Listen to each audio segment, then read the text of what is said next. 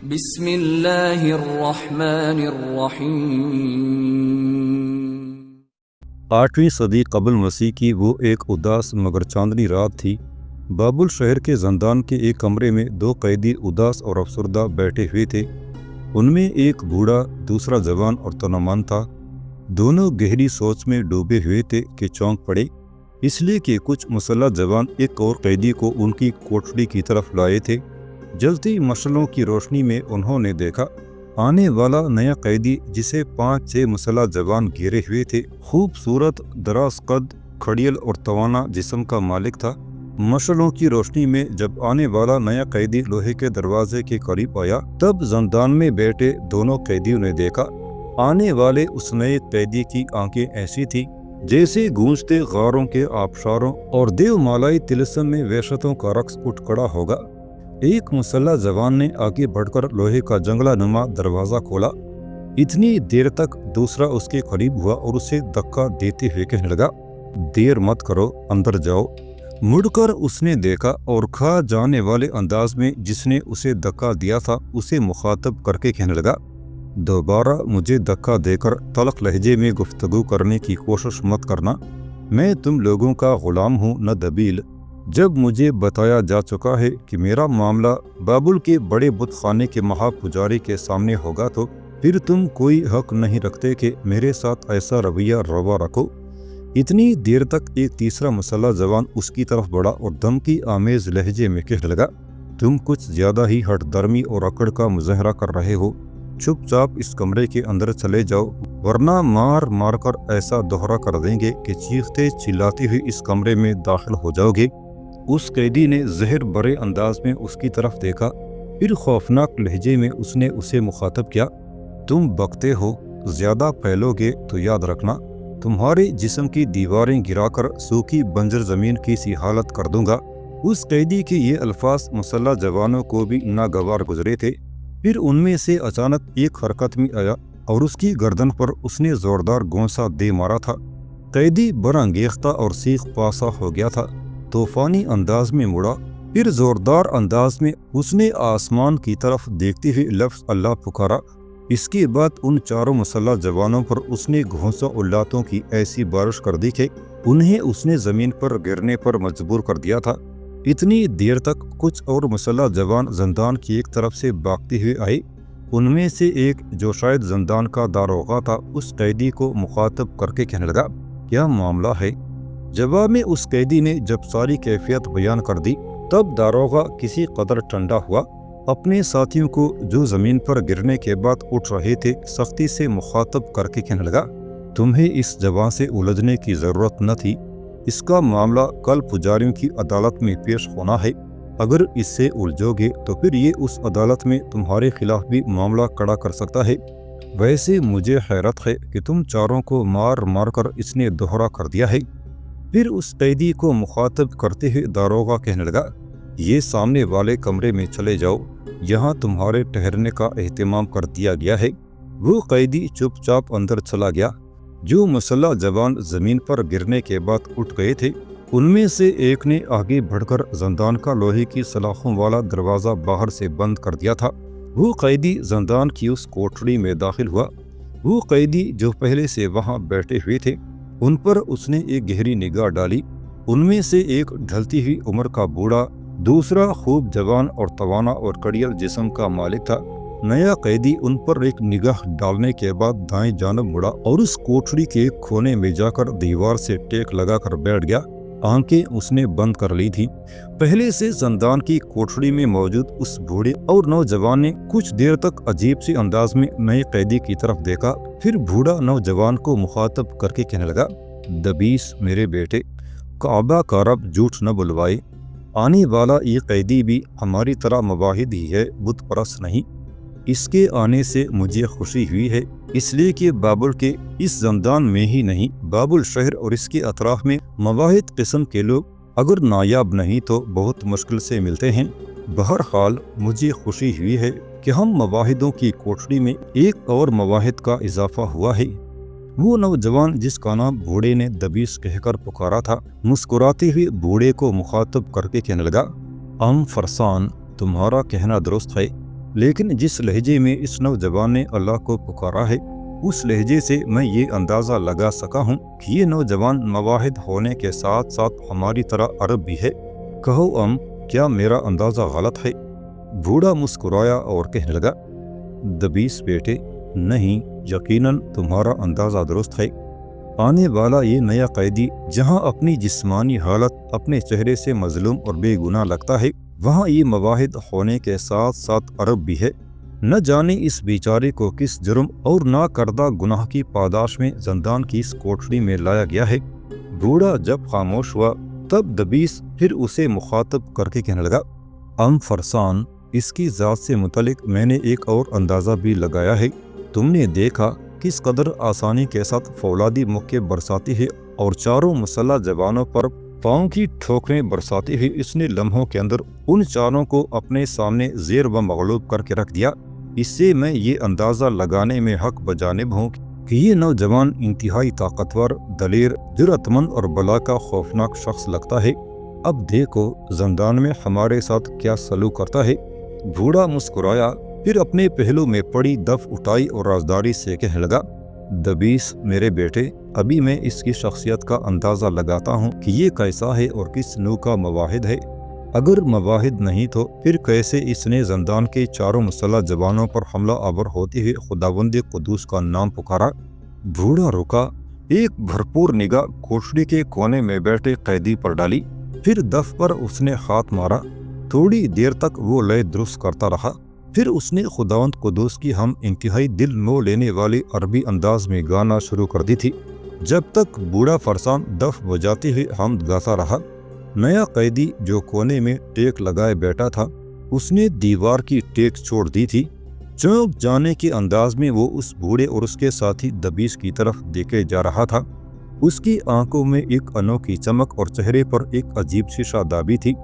بوڑھے نے جب حمد کہنی بند کر دی، دف بھی خاموش ہو گئی۔ تب نیا قیدی ایک عجیب اور انوکھے سے جذبے میں اپنی جگہ پر اٹھ کھڑا ہوا، آہستہ آہستہ چلتا ہوا دونوں کے قریب آن کھڑا ہوا، پھر بوڑھے کی طرف دیکھتے ہوئے کہنے لگا، اگر تم دونوں برا نہ مانو تو کیا میں تمہارے پاس بیٹھ سکتا ہوں؟ بوڑھے فرسان کے چہرے پر مسکراہٹ نمودار ہوئی، اسے مخاطب کر کے کہنے لگا، نوجوان بیٹھ جاؤ، تم اپنے چہرے سے مجھے ایک بے ضرر نوجوان لگتے ہو۔ ویسے تم یہ تو ثابت کر ہی چکے ہو کہ تم خداوند قدوس کی وحدانیت کے سلسلے میں ہمارے ہی بھائی بند ہو۔ بتاؤ کون ہو، کیسے اس زندان تک پہنچ گئے ہو؟ بوڑھے فرسان کے اس سوال پر اس نوجوان نئے قیدی کے چہرے پر خوشگوار سی مسکراہٹ نمودار ہوئی، پھر وہ ان دونوں کو مخاطب کرتے ہوئے کہنے لگا، صاحبو، میرا نام حارث بن حریم ہے، میرا تعلق اموری عربوں سے ہے، میرا قبیلہ خانہ بدوش ہے۔ ہم لوگ جنوب کی سرزمینوں سے شمال کی طرف جا رہے تھے کہ یہاں بابل کے بعد دوسرے بڑے شہر در یقین کے سامنے پڑاؤ کیا۔ ہمارا پڑاؤ شہر سے لگ بھگ 3-4 میل کے فاصلے پر ہوگا۔ کچھ دن وہاں آرام اور چین سے گزر گئے۔ ارد گرد چراگاہیں کافی تھیں جہاں ہم خانہ بدوش قبیلوں کے ریوڑ چر لیا کرتے تھے۔ پھر ایک دن میں اور میرے قبیلے کے کچھ نوجوان قبیلے کی ضروریات کا سامان خریدنے کے لیے در یقین شہر کی طرف گئے۔ ہماری بدقسمتی کے ہماری غیر موجودگی میں کچھ مسلح جوان قبیلے پر حملہ آور ہوئے۔ قبیلے کے بہت سے لوگوں کو انہوں نے تحت تیغ کر دیا۔ میرے ماں باپ مر چکے ہیں، میرے چچا نے ہی میری پرورش کی ہے، مگر ہائے حیف، حملہ آوروں نے میرے چچا اور اس کے سارے اہل خانہ کا کام تمام کر دیا۔ جب ہم در یقین شہر سے لوٹ کر اپنے پڑاؤ میں آئے تو وہاں ماتم برپا تھا۔ ہمارے قبیلے کے بہت سے لوگ مارے جا چکے تھے۔ دریافت کرنے پر پتہ چلا کہ جب سے ہم نے وہاں پڑاؤ کیا تھا کچھ جوان ہمارے قبیلے کے لوگوں کے ساتھ سامان کا لین دین کرتے رہے۔ اس طرح انہوں نے اندازہ لگا لیا کہ ہم مواحد ہیں، بت پرست نہیں۔ ہمارے قبیلے میں چونکہ بابل کے سب سے بڑے بت مردوک کے متعلق بھی بحث ہوا کرتی تھی اور ہمارے قبیلے کے لوگ مردوک کو گالیاں دیتے تھے، جس سے بابل کے لوگ اور حکمران طبقہ اپنا خداوند اعلیٰ خیال کرتا ہے۔ میرے خیال میں وہ نوجوان جو ہمارے قبیلے سے لین دین کرتے رہے تھے وہ بابلی دیوتا مردوک ہی کے پیروکار تھے۔ انہیں جب لین دین کے دوران خبر ہوئی کہ ہم مردوک پر لعنت بیچتے ہیں اور مواحد ہیں، تب انہوں نے ہمارے شہر جانے کے موقع کو غنیمت جانا और हमें मवाहिद होने की सज़ा देने के लिए वो हमारे कबीले पर हमला आवर हो गए। बहुत से लोगों को उन्होंने तहतीह किया और भाग गए। जिस जगह हमने पड़ाव किया था उसके करीब ही एक बस्ती भी थी। हमने वहाँ के लोगों से मालूम किया तो हमें बताया गया कि उन मुसल्लह जवानों का ताल्लुक दर यकीन शहर से था। ये सूरत हाल जानने के बाद हम खामोश रहे, लेकिन मेरे अंदर कबीले की उस मजलूमियत का इंतकाम लेने के लिए आग लगी हुई थी। मैं एक रोज़ दर यकीन के बुतखाने में गया, जहाँ शहर का मरकजी बुतखाना था। मैं उसमें दाखिल हुआ। वहाँ बाबुल के हुक्मरान कलदानियों का सबसे बड़ा देवता, जिसका नाम मरदूक है, उसका बुत पड़ा हुआ था। मैं उस पर हमला आवर हुआ। मेरे पास कुल्हाड़ा था। वो मार मार कर मैंने मरदूक के बुत को पाश पाश कर दिया। इतनी देर तक मुझे बहुत से मुसल्लह जवानों ने घेर लिया और मुझे बेबस करके यहाँ बाबुल में ले आए। मेरे ख्याल में मेरे कबीले वालों को खबर नहीं हुई कि मुझे दर यकीन से यहाँ बाबुल लाया गया है। बस मरदूक के बुत को तोड़ने के जुर्म में मुझे ज़ंदान में डाला गया और ये जो बताया गया है कि कल मुझे बाबुल के सबसे बड़े मंदिर और बुत खाने के पुजारियों की अदालत में पेश किया जाएगा, फिर वही मेरी किस्मत का फैसला करेंगे। तो साहिबो, यह है मेरी ज़ंदान तक पहुँचने की दास्तान। अब तुम कहो कौन हो, कैसे इस ज़ंदान में पहुँचे?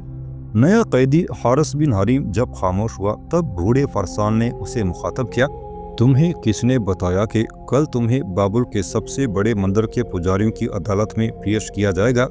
जवाब में हारिस बिन हरीम ने थोड़ी देर कुछ सोचा, फिर दबीस और फरसान दोनों की तरफ देखते हुए कह रहा था, साहिबो, जब मुझे बाबुल के मौजूदा कलदानी हुक्मरान मर्दक बल्दान के सामने पेश किया गया तो उस वक्त उसके पास उसकी बीवी और 2 बेटियां भी बैठी हुई थीं।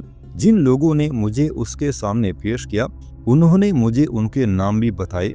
मर्दक बल्दान की बीवी का नाम रोयान, उसकी बड़ी बेटी का नाम तबीरा और छोटी का नाम कंदल है।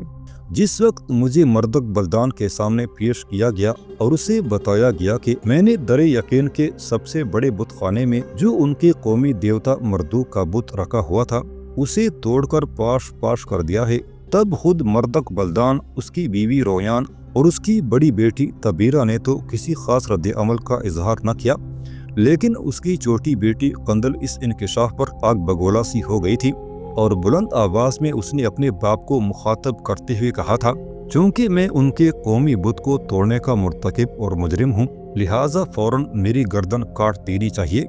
लेकिन मर्दक बल्दान ने मुस्कुराते हुए मामले को टाल दिया और मुझे ये बताया गया कि कल मुझे बाबुल के सबसे बड़े मंदिर के पुजारियों के सामने पेश किया जाएगा। उनके सामने मेरा जुर्म भी रखा जाएगा और वही मेरी सज़ा तजवीज़ करेंगे।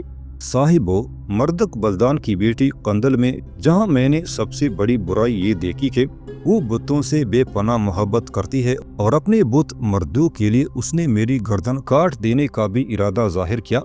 मैंने उसमें ऐसा वसफ भी देखा है जो दुनिया में बहुत कम औरतों में पाया जाता है, इसलिए कि वो दराज कद, बेहतरीन जिस्मानी कशिश रखने वाली और ऐसी खूबसूरत लड़की है जो मैंने अपनी ज़िंदगी में कभी नहीं देखी। यहाँ तक कहने के बाद लम्हा भर के लिए हारिस बिन हरीम रुका, फिर दोबारा उदास से लहजे में कह रहा था, साहिबो, अब पता नहीं बाबुल शहर के पुजारी कल मेरी किस्मत का क्या फैसला करते हैं। मैं खुद भी अपने कबीले वालों को इत्तला नहीं देना चाहता। अगर उन्हें खबर हो गई कि यहाँ मेरे लिए सज़ा तजवीज़ की गई है तो वो बगावत कड़ी कर देंगे। वैसे भी मैंने उनसे कहा था कि मैं एक इंतहाई अहम काम के सिलसिले में दर यकीन की तरफ जा रहा हूँ और वहाँ से सीधा शुमाल की तरफ निकल जाऊँगा, वो कूच कर जाएं। मैंने उन्हें ये नहीं बताया कि मैं कलदानियों के सबसे बड़े और कौमी बुत मरदूक को तोड़ने जा रहा हूँ।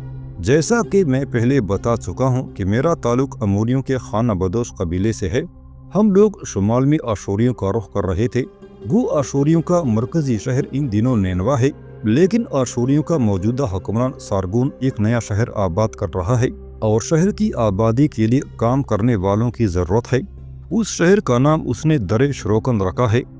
नोट, उस शहर के कंडरात व असरात आज भी मौजूदा शहर खोरस आबाद के करीब पाए जाते हैं।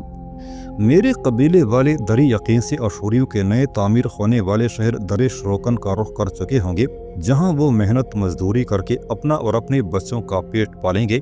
उस शहर को आबाद करने में कुछ वक्त लगेगा और मुझे उम्मीद है कि मेरे कबीले वाले वहाँ एक अरसे तक रोजी कमाते रहेंगे।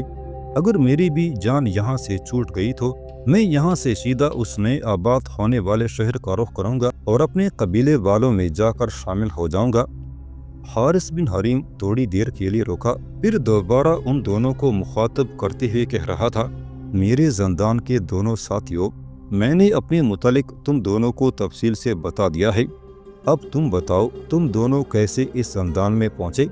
तुम दोनों के दरमियान क्या रिश्ता, क्या ताल्लुक, क्या राब्ता है? जवाब में बूढ़ा फरसान थोड़ी देर तक मुस्कुराता रहा, फिर बोल उठा, ज़िंदान के नववारिद साथी, पहले तो मैं तुझे तेरे नाम से पुकारूंगा, ना ही तुझे अजनबी कहूँगा, तुझे बेटा कहकर पुकारूंगा। इस तरह तेरे और मेरे दरमियान एक ताल्लुक सा पैदा हो जाएगा, इसलिए कि एक ताल्लुक तो हम दोनों के दरमियान पहले ही है, वो सबसे बड़ा ताल्लुक है, और वो ये कि तुम भी खुदाए वाहिद के मानने वाले हो, मैं भी मुवाहिद हूँ। इससे बढ़कर कोई ताल्लुक और रिश्ता हो ही नहीं सकता। दूसरा ताल्लुक और रिश्ता जो हमारे और तुम्हारे दरमियान है वो ये कि तुम भी अरब हो, हम भी अरब हैं। सो ए फर्जंदे मेहरबान, हम दोनों चचा और भतीजा हैं। हमारा ताल्लुक अरबों के गिरोह अक्कादियों से है, हमारा आगा पीछा कोई नहीं। हम बंजारों की तरह नगर नगर शहर शहर घूमने वाले लोग हैं। मैं एक अच्छा दास्तान गो मुगन्नी भी हूँ। उसने दफ की तरफ इशारा किया और कहने लगा, मेरे पास जो दफ रखी है उसकी मदद से भी तुमने मेरे मुतालिक कुछ न कुछ अंदाज़ा लगा लिया होगा। हम लोग शहर शहर नगर नगर घूमते हैं, दास्तान गोई और जमजमा परदाजी करते हैं, इससे अपनी रोज़ी कमाते हैं, गुजर बसर करते हैं। वैसे एक बात कहूँ, मेरा भतीजा जिसका नाम दबीस बिन बशरूद है, ये उम्दा किस्म का तेज़न और बेहतरीन जंगी महारत रखता है। मेहरबान बेटे, हम दोनों हर शहर नगर नगर घूमते हुए जुनूब की तरफ गए। अपने मुक़द्दस शहर मक्का का रुख किया। वहाँ हमने खुदावंद कुदूस के घर का तवाफ़ किया। तवाफ़ करने के बाद नगर नगर घूमते हुए हमने बाबुल का रुख किया। हम बाबुल शहर में रुकना चाहते थे। बाबुल शहर के जनूबी दरवाजे से दाखिल हों तो सामने सबसे पहले बाबलियों के कौमी और सबसे बड़े बुत मरदूक पर नज़र पड़ती है। दरवाजे के सामने एक ऊंचे चबूतरे पर मरदूक का बुत नस्ब है। जो भी शहर में दाखिल होता है उसके सामने झुकता है, एक तरह से सजदारेज होता है। हम दोनों ने चूंकि ऐसा नहीं किया, लिहाजा बुत के आस पास जो मुहाफ़िज़ थे उन्होंने पकड़कर हमें शहर के नाज़िम के सामने पेश किया और हमें इस ज़िंदान में बंद कर दिया गया। आज इस ज़िंदान में हमारा तीसरा दिन है। ज़िंदान के कुछ मुहाफ़िज़ों ने हमें बताया कि हफ्ते में सिर्फ एक बार पुजारियों की अदालत लगती है और सारे फैसले वही करते हैं। मेरे ख्याल में कल अगर पुजारियों की अदालत लगती है और तुम्हें उनके सामने पेश किया जाता है तो हमें भी उनके सामने पेश किया जाएगा। वैसे ज़िंदान के एक मुहाफ़िज़ ने हमें बताया था कि माफ़ी मांगने पर हमें माफ़ कर दिया जाएगा क्योंकि हमारा गुनाह मामूली है। मुहाफ़िज़ ने ये भी बताया था कि जब हम दोनों को पुजारियों के सामने पेश किया जाए तो हम उनसे ये कहें कि हम इस शहर में अजनबी हैं, यहाँ के रस्म रिवाज का हमें इल्म नहीं, लिहाजा हमें माफ़ कर दिया जाए तो हमें माफ़ी मिल जाएगी। लेकिन मेरे अजीज़, हम तुम्हारी किस्मत का फ़ैसला भी सुनेंगे और जब तक तुम्हारा मामला ख़त्म नहीं होता हम यहाँ तुम्हारे पास क़याम करेंगे, इसलिए कि तुम्हारे साथ अब एक दीनी और दुनियावी रिश्ता है। फरसान खामोश हो गया। हारिस बिन हरीम ने थोड़ी देर खामोश रहकर सोचा, फिर अपनी जगह पर उठ खड़ा हुआ और कहने लगा, साहिबो, अगर तुम बुरा न मानो तो मैं थका हुआ हूँ, रात का बाकी हिस्सा आराम कर लो। सुबह मुझे पुजारियों के सामने पेश किया जाना है, न जाने वो मेरे लिए क्या सज़ा तजवीज़ करें। इसके साथ ही हारिस बिन हरीम मज़ीद कुछ कहना चाहता था कि फरसान बोल पड़ा, तुम आराम करो बेटे, मैं भी लेटने लगा हूँ। इसके साथ ही हारिस बिन हरीम उसी कोने में जाकर लेट गया जहाँ से वो उठा था। फरसान और दबीस भी अपने अपने चटाई नुमा मामूली बिस्तरों पर लेट गए थे।